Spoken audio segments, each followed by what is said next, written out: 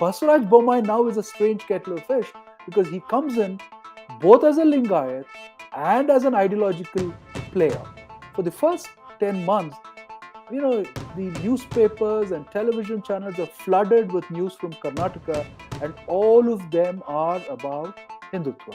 Hijab, halal, azan, Tipu Sultan. Basavaraj Bommai was a replacement of Yediyurappa, as you mentioned, Yeah. and he came in around mid 2021.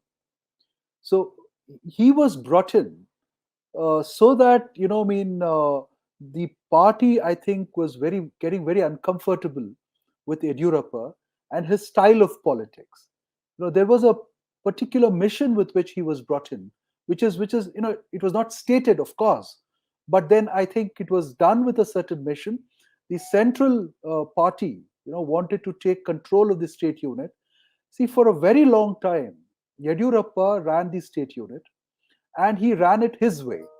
So Yediyurappa never needed the central high command or the central leaders to come and even campaign here vigorously for him to win, or the party to win, or the party to perform well. So, I mean, a Vajpayee or an Advani, of course, they would come. But then it had very little impact because Yediyurappa had built up this whole thing on a very different kind of social engineering, which was not very familiar to leaders in Delhi. So I have always, in my Toy Plus columns, I've always called him a Mandal politician with a Hindutva air cover. So the air cover was thin, but the Mandal politician that he was extremely well knit with the grassroots. So this was the kind of politics that he was doing, but his social engineering had a limitation in the sense both the times the party came to power, which was in 2008 and 2018. Both the times they did not get a majority on their own. They fell short by say 5-10 seats, and this, I think the central high command of the party or the central leadership of the party thought that this was the kind of maximum that they could reach with the kind of politics that Yediyurappa was doing. So they thought they should try something else. But again, they did not want to take a risk. So they replaced Yediyurappa with another Lingayat chief minister, and that was Basavaraj Bommai.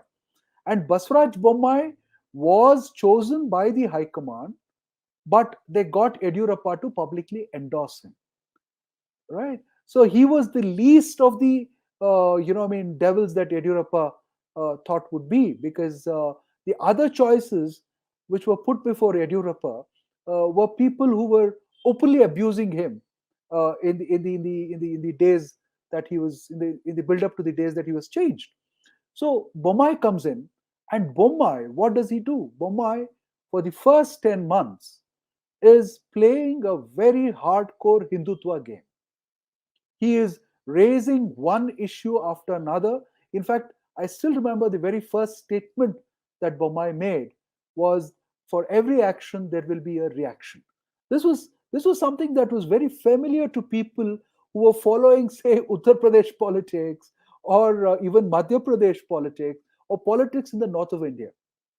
Karnataka was not familiar with that kind of rhetoric. See, if people may ask, was there no Hindutva in Karnataka at all? Yes, there was Hindutva, but Hindutva was confined to the coastal districts of Karnataka. Hindutva was an air cover. People would that was the ideological spin that would always be given, but elections were won on something else. And if Yediyurappa was representing the real electoral game, people like Anant Kumar, who was a Brahmin, who did not have the numbers for his community, would always play that ideological card because that would give him some kind of an identity. So Basavaraj Bommai now is a strange kettle of fish because he comes in both as a Lingayat and as an ideological player. For the first 10 months, the newspapers and television channels are flooded with news from Karnataka, and all of them are about Hindutva. The ideological spin that was being given: hijab, halal, azan, Tipu Sultan. You can just go on counting. Hanuman Janmabhoomi. I don't know where that sprang up suddenly from. See, all kinds of such things got raised, and it started, having a kind of recoil after a point of time. And the BJP, see, it's BJP is not like the Congress party, which does not wake up. BJP tests its formula, its ideology, its leaders, and sort of injects corrections very quickly. So I think 10 months or 15 months down the line, 10 months or 12 months down the line, they realize that this is actually creating a kind of negative vibe across the state. When we speak of vote share again, Karnataka, the vote shares of the winning party has always been very small. It's except for the Devrajaras election. And whenever the Janta party, it's always been a three-cornered contest in Karnataka.